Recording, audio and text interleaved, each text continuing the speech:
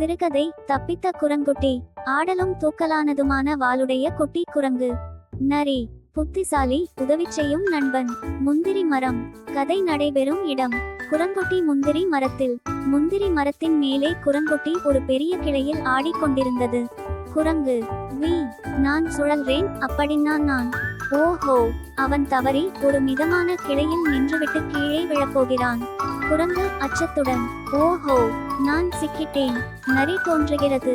தூரத்திலிருந்து ஒரு நரி வந்தது. அது குரங்குட்டியை பார்த்து கூச்சலிட்டது. நரி, ஏய் குட்டி, உன் நிலை கஷ்டமா தெரியுது. நான் உனக்கு ஒரு யோசனை சொல்றேன்.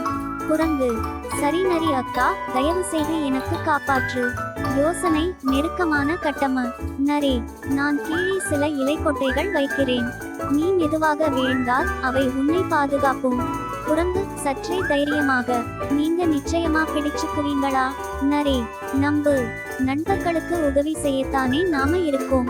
குரங்குட்டி குதிக்கிறது. குரங்குட்டி கண்கள் மூடிக்கொண்டு தைரியமாக குதித்தது. குரங்கு, 1, 2, 3. ஆஹா, அவன் நரியின் அமைப்பு மீது விழுந்தான். மெதுவாக, சேதமில்லாமல் தப்பித்து விட்டான். நன்றி சொல்லும் குரங்குட்டி. குரங்கு மகிழ்ச்சியுடன், நரி அக்கா, நீங்க இல்லாம நான் என்ன ஆவது? நரி நட்பு முகத்துடன், நண்பர்கள் இருக்கணும் நண்பர்களுக்காக. இந்த சிறுகதையிலிருந்து நாம் புரிந்து கொண்ட பாடம்.